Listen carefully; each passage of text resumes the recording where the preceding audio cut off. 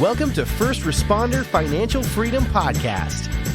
We talk to first responders all over the nation who are investing and working on businesses outside of their first responder jobs. Our goal is to motivate and educate each other and help provide a better financial understanding for a better future.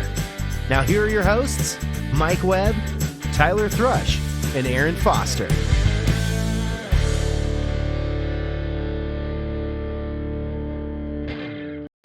All right, welcome back to the First Responder Financial Freedom Show. I'm here today with Tyler, myself, Mike Webb, and our special guest from my very own department, Scott Tenney. So we're going to dive into all things capitalism, balancing the job, and what that looks like for starting your own business and changing some businesses as you go along with your journey. So without further ado, I'd like to welcome Scott to the show. And Scott, if you don't mind, could you just give everybody the 2-minute version of how you got into the fire service and then what prompted your entrepreneurial journey and what that looks like now?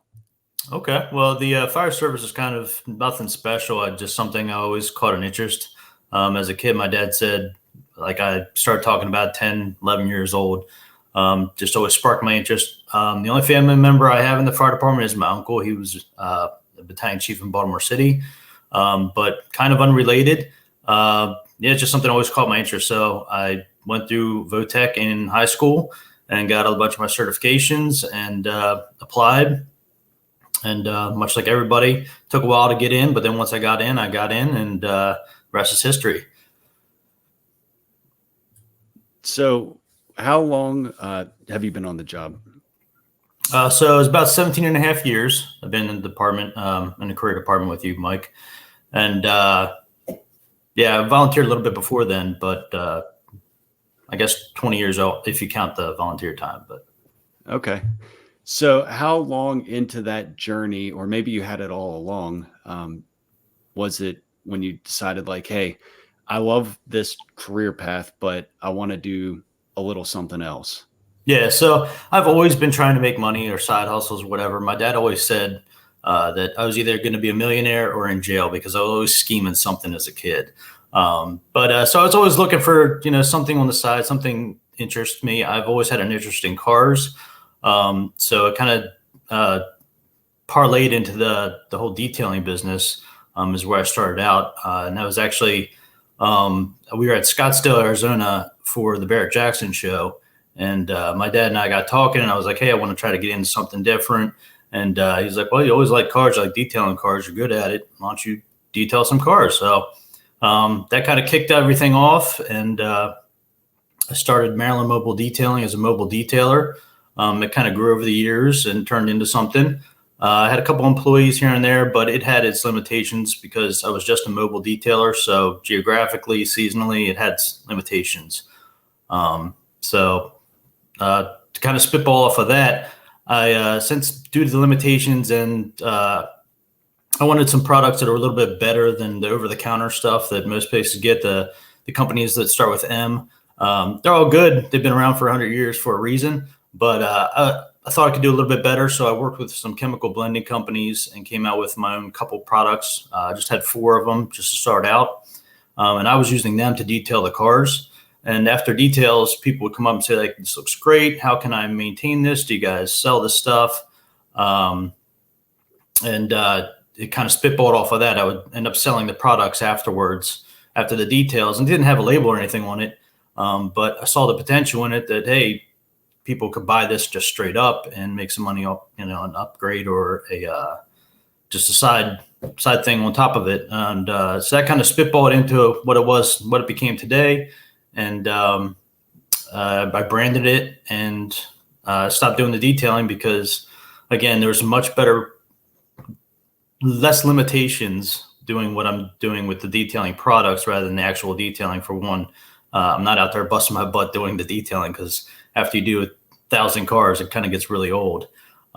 That's kind of where I started and how it kind of grew. It wasn't intentional even, but it turned into something pretty cool, and I don't have a lot of limitations. And Well, it's cool too because you recognize. I mean, you can only detail so many cars in a day or a week, and unless you add 1 million employees, you're not going to be able to expand that. Whereas with the products, I'm assuming once you started to sell some, you realize, oh, wait a minute, I'm not really limited to scale the same way.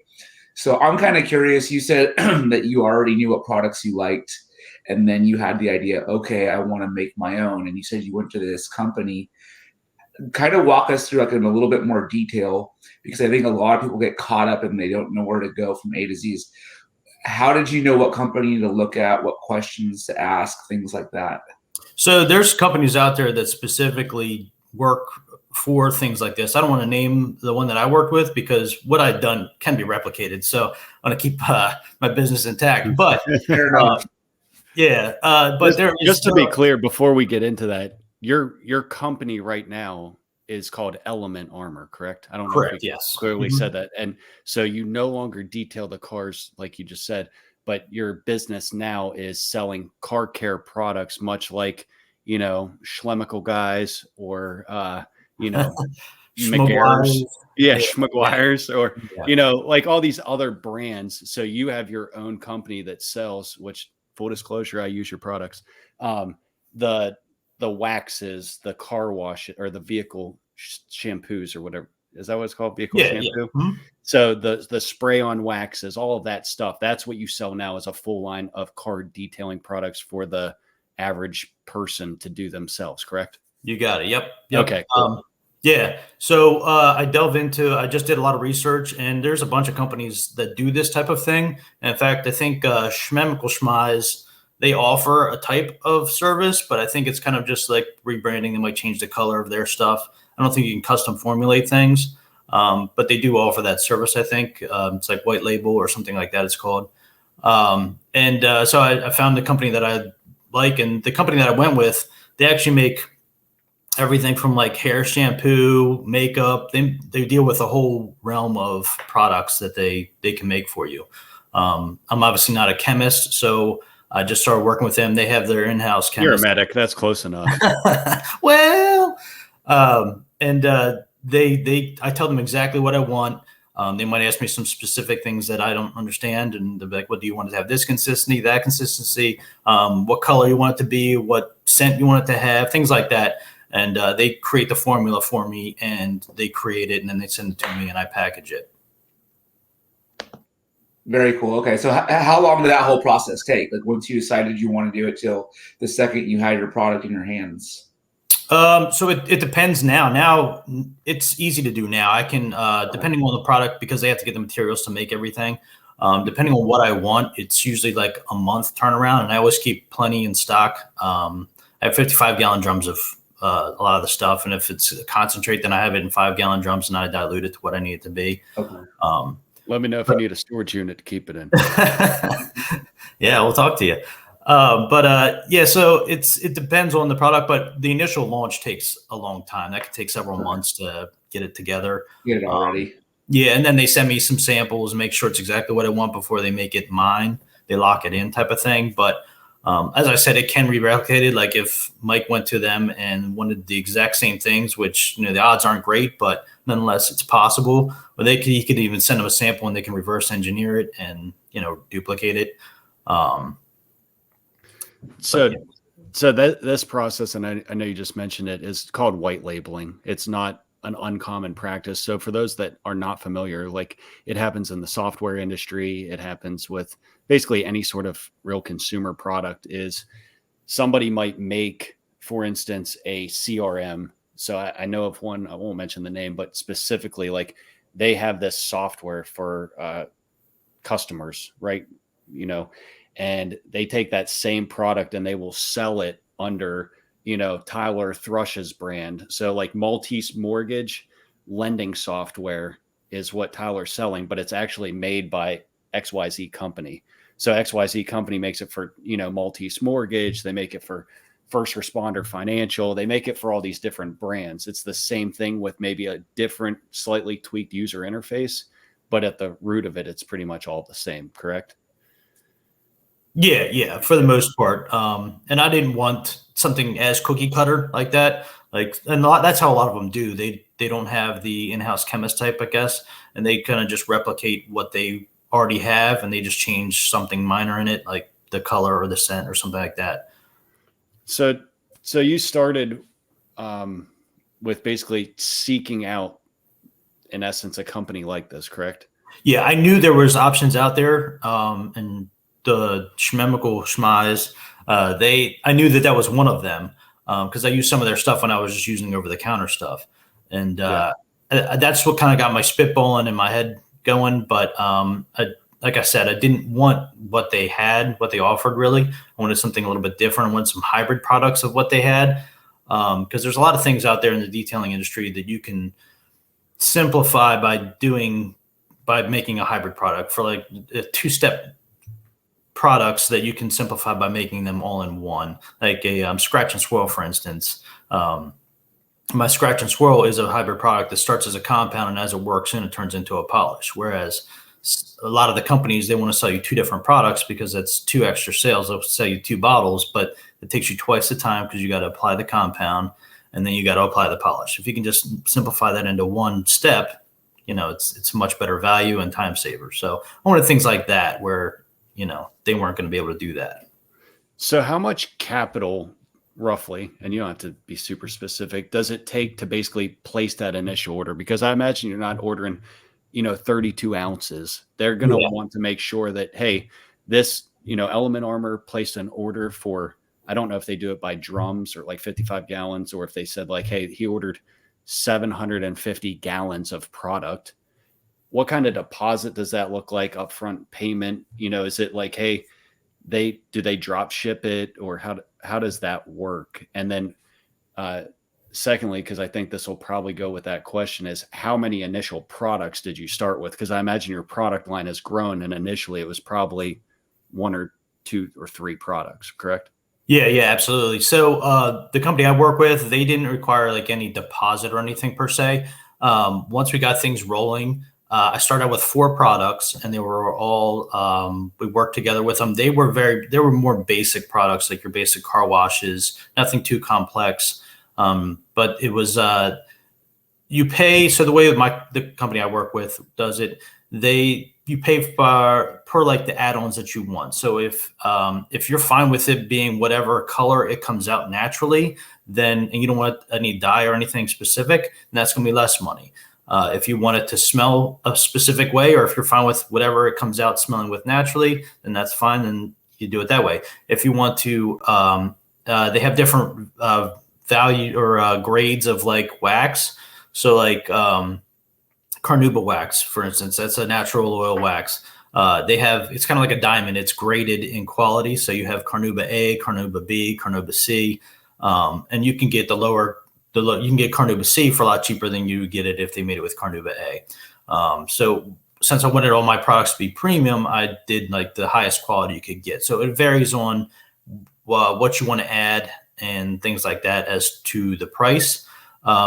Most of the orders that I get, they require 110 gallons, so 255-gallon drums as a minimum in order for them to make the batch. So that's usually what I end up getting, because depending on the product, it might take me a little bit to go through that. I'm still small potatoes, but if it ever grew, I could get 155-gallon drums.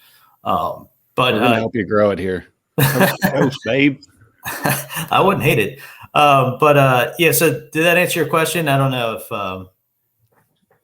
No, I think it did. And, I think a lot of folks, the average person, I put in the outline here, like they don't get super worried about their vehicle. Like, I don't know what the percentage is as an industry, like the number of people that actually wax their vehicle or polish their vehicle. My dad and I always joke, because like I was raised, and I don't know if I've ever talked about this, my very first business that I started was a car detailing business. So that's what I did through high school and college. And that was kind of like the start of my entrepreneurial journey. So I can definitely relate to the one-to-one concept versus one-to-many. Like at the end of the day, you only got so many hours, and I was a one-man band. So, but I used a lot of, I thought, premium products. Like at the time I was using all Griots products, which was not the cheapest I could find.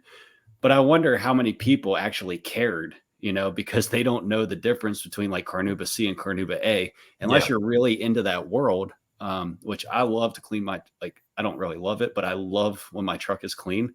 Like, I don't know why, like my guys joke that I'm a little OCD, and that there may be some truth there. I don't know. But even for me, like, I'm not getting into the grading of the Carnauba. So at a certain point, I would imagine there's some diminishing return. Like, if you go buy Carnauba A, obviously it's going to raise your price point, but you're going to appeal to like a smaller subsect of a already probably narrow consumer base.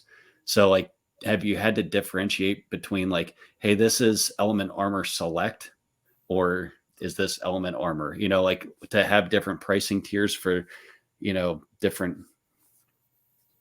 consumers? Yeah, no, I see what you're saying. And no, I didn't want to go that route. One, because when you start making tiers like that, that's a lot of overhead, and that's a lot more that I got to move. But my thought was I want to put my best foot forward, and I figured I'll give them the best I got right out the gate, and then don't even have other options. I think a lot of these companies, if you see like maybe a gold style versus California style wax or something like that, it's usually the same exact formula. It's just the quality of the products, that Carnauba A versus Carnauba C. And that's the only difference that you'll see. But I think that's what tricks a lot of people up, and it confuses people. And I think if you give people too many options, then it just confuses them. They don't know what they're getting. And I would just like to make it pretty clear. Even my labels, most of the labels are exactly what they are, like shampoo, wash, and wax. And it's very, I do stray away and made some unique names, but I try to keep it pretty direct. So there's not many questions. Like, if someone's looking for this, they pick it up, they know what it is right off the bat. One of my favorites is it's called Rookie's Best Friend. I just saw that on your site. Dude, so we do what's called a washing party at work. Like, the whole shift gets out there and washes everything at once. And we've been doing the Rookie's Best Friend spray on wax onto the equipment, like after not every wash, but almost. And man, like when it starts to rain or you get that mist on the windows and stuff, and it just beads off. Yeah, I'm gonna start using it in my shower, because I like to Rain-X my glass shower, just because, back to the OCD, it's fine. I'm not seeking help, but it's not a problem. Like, it's so much easier to clean like when it's Rain-X. But the Rookie's Best Friend, I love that one, and the name just always cracks me up. So the other thing I'll caution you is you need a good wax when you're a boot. Otherwise, it's like I was taught to when I was on, hey, leave a little wax somewhere on the rig by your captain's door.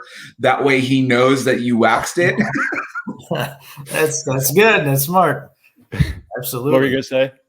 Yeah, the only thing I'll caution you with about the shower is the way that product works is once the surface is covered, any excess just runs down. So you might, unless you have a floor mat or something in the shower, you're going to slip and fall for sure. Because I thought about that too. That is the waiver of liability right there, folks. There you go. Yep. Don't do that. So there's a lot of different things we could sit here and unpack about this. So the minimum order's about 110 gallons. And then once you get that, I would imagine this is all produced in the U.S. Yes. Yep. They have, they're based out of Jacksonville and Detroit. Most of the stuff that I get, they make in Jacksonville. But if I were to come out with something weird or whatever, then they would just, make it wherever one of the two places that they Sure. So that gets delivered to you, 55-gallon drum. And then now is it on you to package it, label it, market it? Yep. So what does that process look like?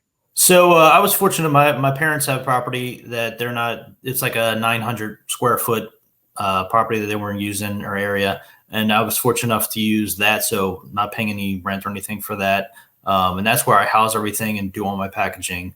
So I store all my 55-gallon drums there. I have everything that I need to package and label, and shelves to stock it up on. And then I also keep a shelf of all the products at my house, just in case like somebody calls me, hey, can you bring this in tomorrow at work or whatever, or I just need to mail something small out, then it's, convenient in that aspect too. But everything else, I get the labels and all I get made somewhere, the bottles I get from somewhere, the sprayers I get from somewhere, and I bring it all together and package it and do it all. So you just kind of rattled all that off in about a minute, but all of those steps are like micro steps in the journey. Like, where do I go get the labels? How do I get the labels made? How do I get them formatted? Well, I need the lettering this way and the rest of it this way. You know, there's all these little things that nobody thinks about until you're actually doing it. Yep. And, you know, I've been on that journey right now with the storage. Like, it sounds super simple, like you're renting a box, right? But there's all these little micro steps in it that you don't think about until you come across them, right? Sure. So did you have anybody, like Tyler and I are big believers in masterminds, and that's how we met. We've belonged to like national masterminds where we meet and talk about business and stuff. So did you have anybody in this journey that you were kind of like following or that was mentoring you, or was it just the school of hard knocks? It was learn as I go. When I get an idea in my head, like I get obsessed with it, and then I like just focus on that, and I just do a lot of research. And as I'm sure you know, I mean, anything can be found online. So you just got to sort out the truth from whatever, but there was no plan that you can follow for something like this. Like, I don't know anybody that has their own line. I know there's 1,000 other mom and pop little, just like me, but I don't know any of them personally. Okay. But yeah, no, it was kind of when I learned as I go. You know, I get requests to talk about real estate with people a lot, and love to do it. Actually, I just set up a thing. Tyler and I were messing around with Calendly. So now I have a thing like you can literally schedule a 30-minute talk about it. But what I tell people a lot of times, like all this information's out there. There's almost too much information. Yeah. And so like whenever I was deciding to get into real estate, I taught, I would say 80% of it to myself through YouTube and podcasts. And what's the thing you always hear? Oh, YouTube fireman, blah, blah, blah. God forbid we talk about something that we saw if it was actually on YouTube and it was constructive. So like we do a lot of it with scene size up drills and stuff.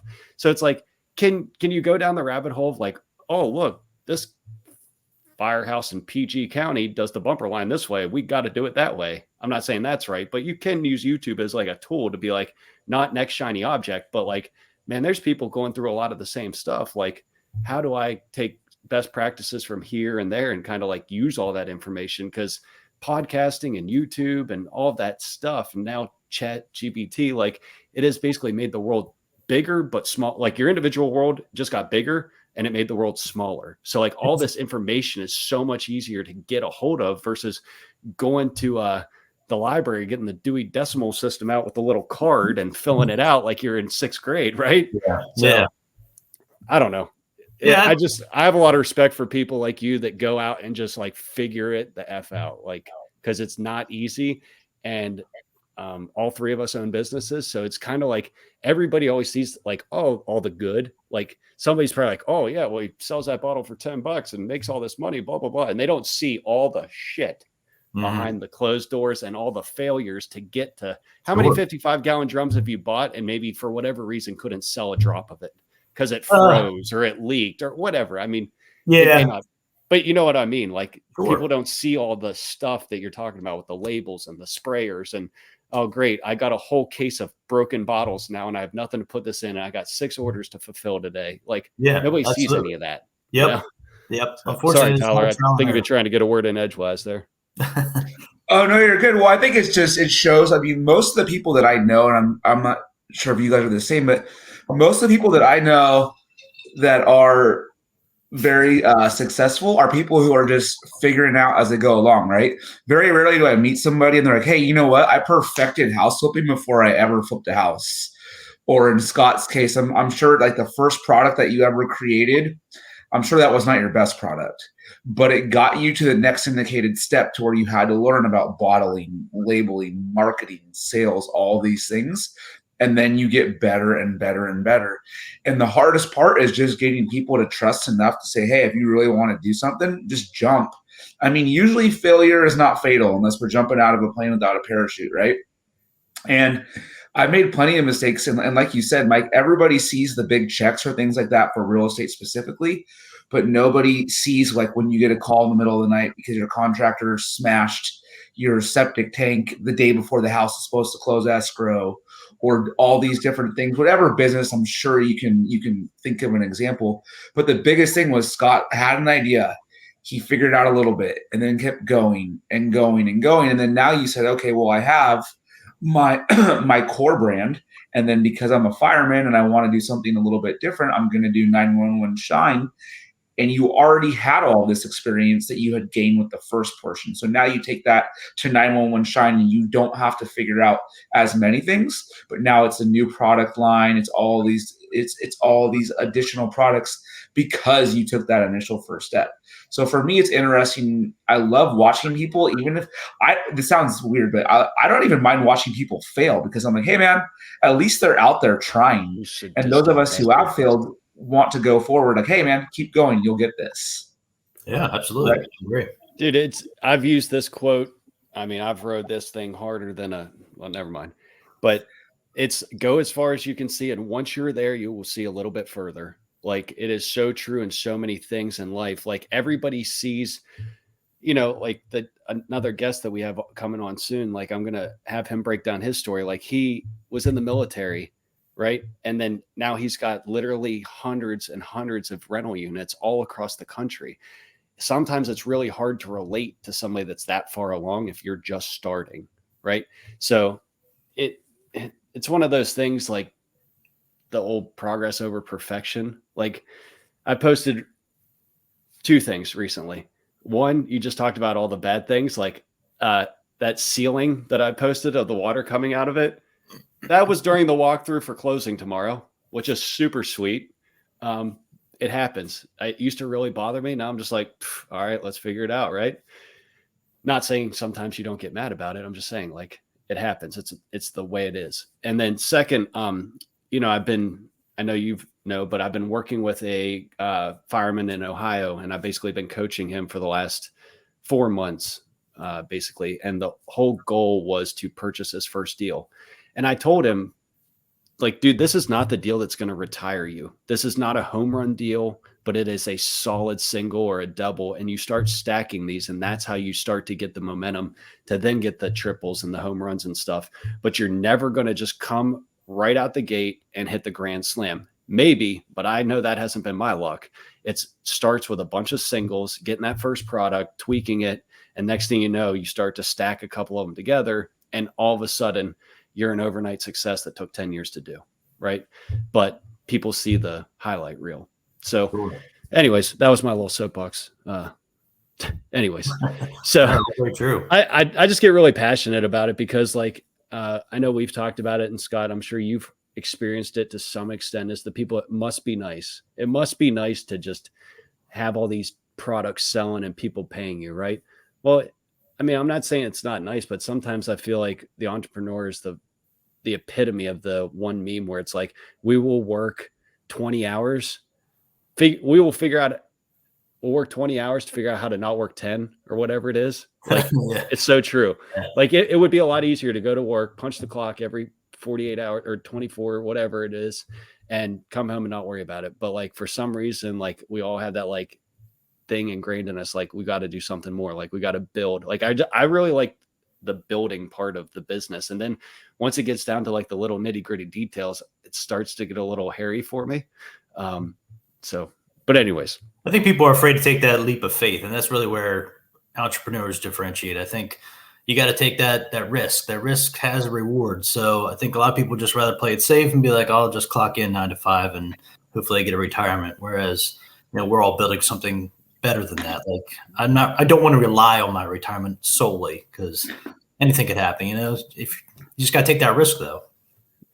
Yeah, people don't want to say they failed, right? Like, that's the biggest thing. I think, like, you don't want to admit to your family or your friends, like, hey, I tried something and then I failed. And so that holds a lot of them back. It's like, well, if I don't do anything, I'm safe and I won't fail and I don't have to tell anybody I failed. But they're missing the whole other side of that failure. And like Mike said, Scott, I mean, you may have not even created the product that is going to change your life yet, right? Like, it could be something down the road, or it could be a connection that you make because of what you're doing. And it could be down there, but it's like you're just going and progressing and progressing. And I see a lot. So I was looking at your products earlier today too. And we already talked about how you got the products, how you made them, procured them, got everything up to the point of sale. how do you go and acquire sales? Do you have any active marketing like Facebook, or is it just word of mouth? And I mean, we all know tell a friend, tell a phone, tell a firefighter is probably one of the best marketing methods you could have. Yeah, for sure. Definitely. I would definitely say the marketing is my weakness. I am not a salesman by any means. That's just never been in my wheelhouse. I'm the type that I don't like somebody to pitch something to me. So I have a really hard time of pitching something to somebody. Now, if somebody asks me a question about a product, I'll talk to them blue in the face about it. Answer any kind of question they could have. But I just cannot bring myself to come up to somebody and be like, hey, you should buy this product because this, and this. I don't like it when people do that to me. So as a consumer, if I'm interested in a product, I'll seek out the information. So I'm terrible at that. I need to, that's one of my weaknesses that I need to get better with is maybe hire somebody that does marketing or somebody that can help me with social media marketing and things like that. But as far as how I acquire sales, my number one best way to do it is car shows, like live car shows. I go to car shows, some locally, some national, set up a booth, and those do the best for me outside of word of mouth. Then the website does second best, and Amazon, and I have an eBay store, but I might shut down the eBay store. It doesn't do much. I'm not really sure. Is eBay still in business? No. I guess I'm not sure, but so first off, we all have a chink in the armor, and the marketing, I've struggled with that to some extent too. I used to hide behind I don't want to say hide. That's not the right term, but I still am an introvert, I think, which is probably surprising to some people. But when I believe in something, it's a lot easier for me to go sell it. Right. So in real estate, you would, to some people, oh my God, you're taking advantage of them because tomorrow we're buying a house for $42,000. After it's fixed up, it's worth $300,000. It needs $150,000 worth of work. But, I used to be I don't want to say embarrassed, but I was bashful and shy and steered away from the conversation to go sit there and say this is my offer, but this is why. But whenever you believe in the value you provide, this guy he's older. It's been vacant for several years. It's got mold issues. It's in a floodplain. It's got all this hair on the deal, but I can come in. He told me what number he wanted, and I got him as close to it as possible, and it works for him. He picked the date he's selling it. He's getting almost the exact amount he asked for, and it's done and out of his life. So it's providing value. So at times, it used to be difficult, but now it's not. Hey, I believe in what I'm doing. This is what he wants. I'm serving a very small section of the real estate industry, but I don't need a ton of volume in order to get the margins I need. Right. So I don't know. It's still something I struggle with. But so we have this group, right? The first responder group has about 1,500 people in it now. We have at least 7 people that listen to this podcast. I'm just kidding, but seriously, we're working on growing it. So this gives you a little more reach. So what could somebody do to help you? You're out there, trying to make it happen. You saying social media or just marketing in general, something maybe you aren't the best with, but maybe somebody can say hey, Scott, actually I know Tyler is, I'm not going to volunteer him for any extra work, but he's really good at that kind of stuff where he's hey, I can market this. Here's what I would do. Here's the Google AdWords. Here's the SEO. Here's this, here's that. Because there's people that understand that stuff. Just like I always joke about QuickBooks. There's people that actually like to do QuickBooks, right? There's people that actually like to market. So maybe if you're the tinkerer with the formula and the names and all that stuff, you can have somebody where it's hey, I'm going to invest $5,000 in marketing or whatever, pick a number, $5,000, but it's going to go increase my sales 37%. And now I just made $25,000 in additional profit. It's a pretty easy correlation. I spend 5 to get 25. I'll do that all day long. So, you just said you sell on Amazon. So anybody that's listening to this, well, I shouldn't say that because it's kind of weird. We got some people in other countries listening to this, but, if somebody is in the United States, you got some firemen in Oklahoma, Ohio, California, it doesn't matter. They could go on Amazon or your website and buy your product, correct? Correct. Yes. Yep. So especially in the 911 Shine, they'll get better discounts, and if they're purchasing on behalf of a department and not personal use, those discounts go even deeper. So I have to set up a separate account. So if you go on to 911shine.com, anybody can create an account. I haven't had any problems with people not first responders trying to buy from it yet. But you even can like cops do it, right? Yeah, cops. Yeah, military, police, fire. We always joke with the cops. But yeah, so and then you can apply for within that to be purchasing on behalf of an organization, which is then most of them don't have tax because they get tax exemptions, yeah, things like that. So that's kind of built into that second deep tier, but they'll get better discounts as well. And then you can buy 55-gallon drums of most of the stuff straight from the website there, and it can be anywhere. I'll ship it anywhere. Yeah.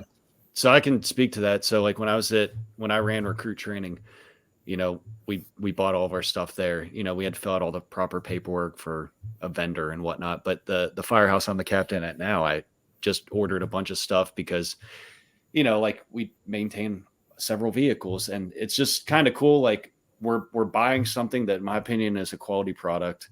I like yours always have like really cool smells. I have the ones like strawberry margarita or cherry or something, whatever it is. It looks like blood.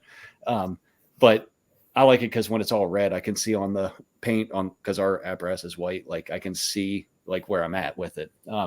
You get it delivered. It's tax exempt. Like we get quality pricing. So like if somebody's running a firehouse or a small department or just want to detail their own vehicle, like you have basically a product offering for all of those different consumer types within this niche. So I think that's super cool.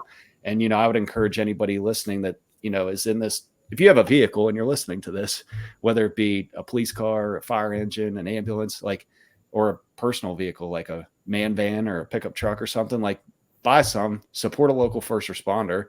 And I've never known anybody that's not liked it, because I know a guy we work with, he's got a real issue with toes. He's what I would describe as a car guy. And I mean, he sits there and uses it on his father-in-law's $120,000 vet, or whatever those things cost now. So it's quality stuff. And, I just encourage you, like, that's one of the genesis of this whole community is like helping all first responders kind of improve their knowledge, improve their lifestyle, improve their income, whatever it is. So like, I'd encourage you to place an order with 911 Shine. And I know once we get to the end, you've included a discount for this group, correct? I did. Yeah. Yep. We'll have to make sure that gets added, Tyler, to the show notes. I think it's FRFF. Yes. Or something like that. Yeah. First off your first order. Yeah. Yeah, man. So greatly appreciate that, because just full disclaimer, we don't get anything from that, but you get a quality product and you're helping a local first responder. So let's help him build his business. And hopefully in the process, you get that sweet looking ride. So how did you go about getting on Amazon? That's one of the things and one day I'll break down a story I have with Amazon. Tyler and I can talk about it later. How did that work? Like you just call up Jeff and be like, "Yo, Bezos, what's up? I got some car wash." They got a whole, you can apply for it. Anybody can do it. And I just went through that thinking that it might be better to get the name out and grow the brand a little bit. I've dialed it back. Like, I don't think I have all of my products on there at the moment. I just have some of my top sellers on there because they do charge. And if you do fulfill by Amazon, then they take an even bigger one. But obviously it gets distributed a lot faster and a lot easier. So if someone in Idaho wants the game changer, then they're going to be able to get it a lot faster from Amazon.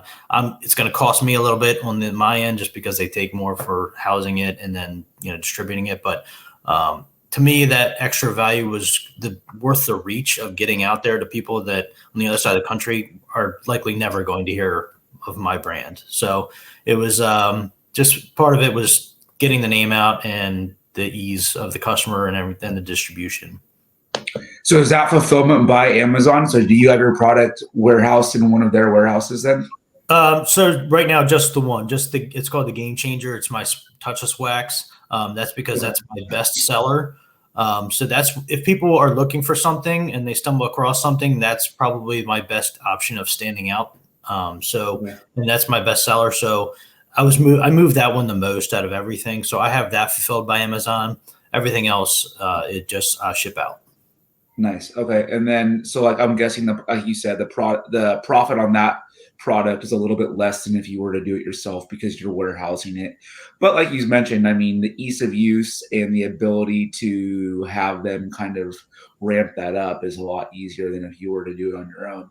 Yeah. So I know I asked you that question as far as marketing, sales, and stuff like that goes, and you made me think too. So like, yeah, Mike and I had a bad experience with Amazon, but I do see that you're on Instagram.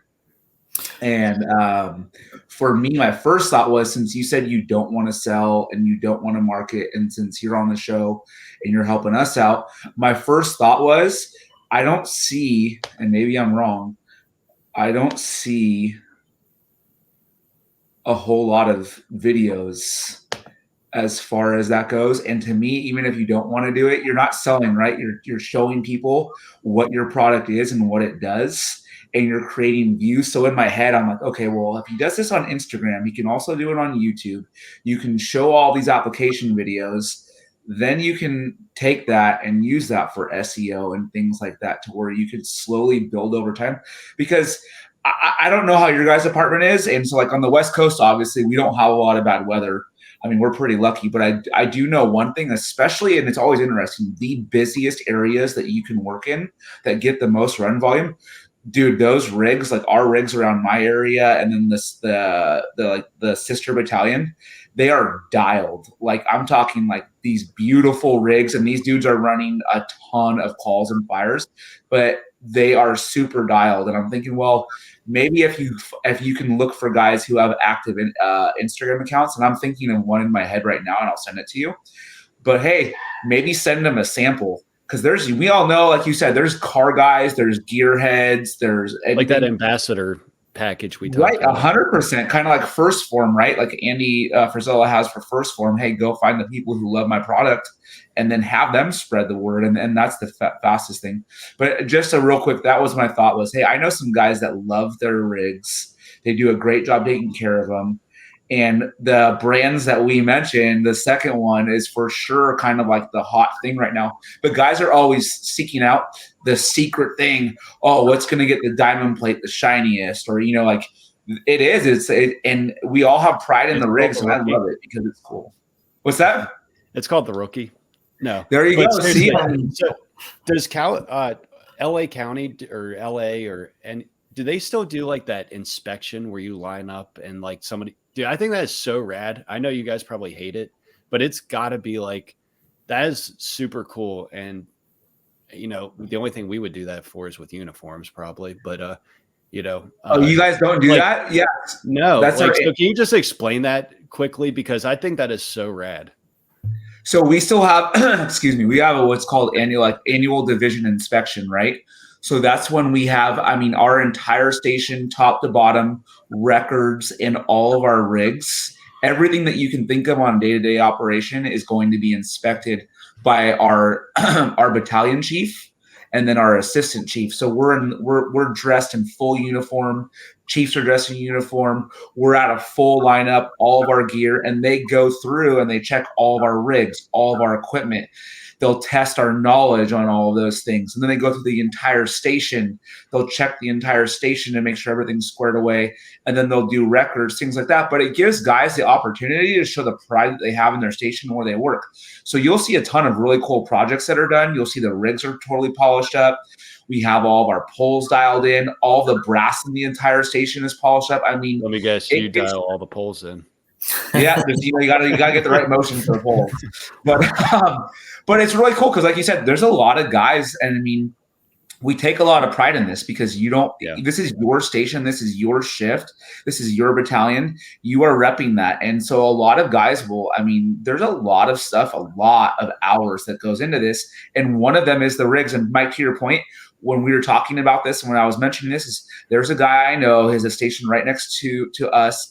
He does a great job with the rigs. And when I saw the hood up in his Instagram post, I was like, dude, that's a super busy fire engine. And you would think this thing's a museum piece.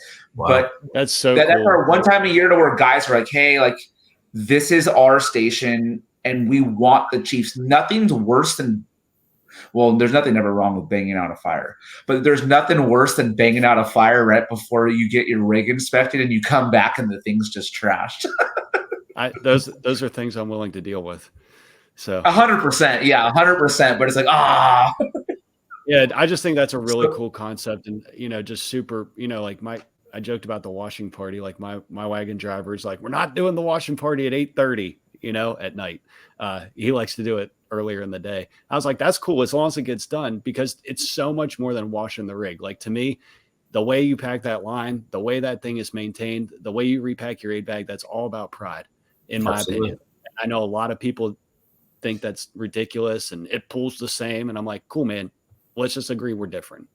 Like, and, I know Tyler's Firehouse, like, it is friggin' busy, like busier than mine, and I work at one of the busiest in our department, so I think that's cool. It's like, you can either make it your reason or your excuse. I use that line a lot about kids. Like, you can make, I can't do it because of kids. You can make that your excuse, or you can make them your reason.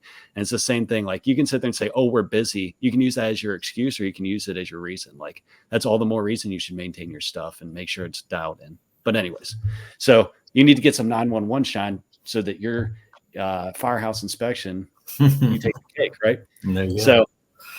So we're wrapping up. So we've kind of covered a little bit of everything. And what is your vision with this? Like, we talked, you and I we were talking about percentages. Like, you're within 2 years of being eligible to retire. And I always use the word eligible because, like, I'm eligible in a couple years. Doesn't mean I will, doesn't mean I won't. But what is your long-term plan with this? Is it to grow it? You want to be in every auto zone and advanced auto and whatnot? Yeah. Or is it just kind of still your just pet project? A little bit of both. So I've kind of held the reins, at least that's my excuse that I'm telling myself, as to not get too big too fast, because I do want to make it to retirement before I get a situation like I don't have enough time on my hands and I don't want to source this out anymore. But do you have any employees? No. I mean, I got people that help me out at car shows, but as far as the packaging and stuff like that, I just do that all on my own. I'll take like a day or two a month, bulk package a bunch, so I have a ton of stock, and then as orders come in, I just fill them. So yeah, other than car shows and working live events like that, it's just me. Yeah, my dream would be to be able to retire from the fire department, because obviously it's young man's game, and we're not. Eventually, you can't be 60 years old doing this. All of a sudden, I became like the oldest guy on my shift. Like, it's crazy how it works, right? Yeah, Uncle Bert's the only one older, and I'm like, man, like, what happened? Yeah, but no, my ideal situation would be to get this to grow fast enough, and mainly it'd be probably the element armor end of it. Would be just to travel and do car shows, and have other people set up the booths and everything, and I just maybe fly in wherever it is that weekend and hang out and work the car show, check out some sweet cars, make some money, and then fly back. But that would be my end goal if I had one. Okay, and just we've been talking a lot. It just made me think. Our buddy Ian, who retired / quit, resigned, whatever you want to call it, from Baltimore. He wants to buy an airplane. Could you use this on boats or airplanes? Yeah. Mm-hmm. Yep. Everything's, people come and ask me things like, will this work on this? I'm like, you know what? I don't know anybody that's tried it in a small area. Yeah. But I haven't had anybody come back saying that there was ever a problem with fiberglass. I actually don't know if anybody's using it on a plane. Yeah, I think so. I think there's a guy that works with us. Last name begins with an F. And I believe he's a pilot, and I think that he tried it on his and said it worked fine. So I believe it's been on almost every surface, but recently, like, an RV came up, the different textures of RVs. Like, well, let's work on that. I was like, does it have a warning on it that says for external use only? I'm asking for a friend. I think so. I have to second guess myself. But yeah, I think I just have it used as directed or something like that. So I love the instructions. It's like for best performance or best results, do this. For worst results, do the opposite or something. Yep. Yeah, I tried to impart a little bit of humor in there. I think it falls short on many people, but nonetheless. It's kind of like the little in and out, like they always put like the proverbs and stuff underneath the fries and whatnot. Same concept. Yep. So, well, cool, man. So if you had to go back and give your younger self any advice, or you were talking to the recruits that are getting ready to graduate, what kind of advice would you give them looking back, whether it be business, life, job, combination of all the above? I'd say keep going and be honest. Be honest with yourself. Keep motivated. Do what you want to do in life. Get what you want out of life, and just keep your head up and keep going. Sometimes life sucks. Sometimes you come across hurdles, especially in our profession. But just keep going. Don't give up. Don't let anything discourage you or people discourage you. If you want to do something, make it happen. Like, just follow through with it and find a way. Yeah, no, it's so true in so many things, but it's not always easy to embrace that mindset whenever you're going through it, right? Sure. So that's why I think groups like this and masterminds and close, constituents like to talk about this stuff is super valuable.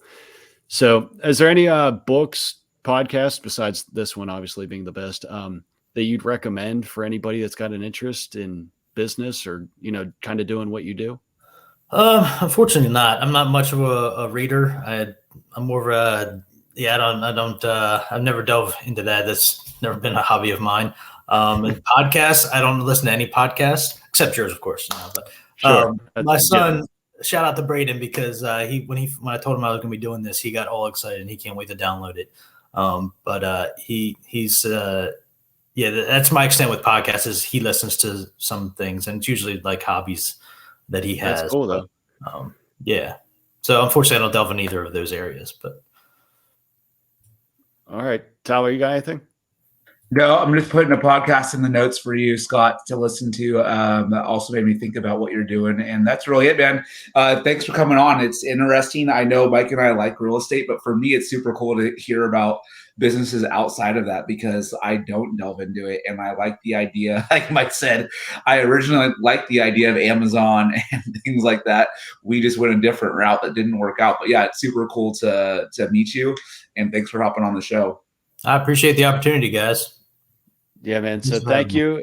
And don't forget, get on there, 911 Shine or Element Armor. We will definitely make sure the links are in the show notes. And don't forget, 20% off your first order if you use the code FRFF.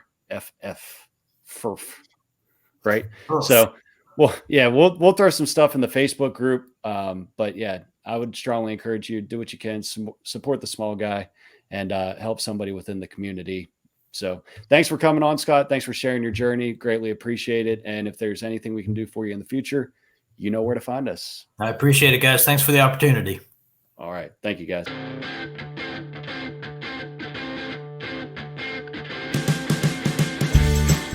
Thanks again for spending some time with us today. If you found value in anything you heard, please share with someone who may benefit. We look forward to connecting between shows in our Facebook group, First Responder Financial Freedom. Till next time.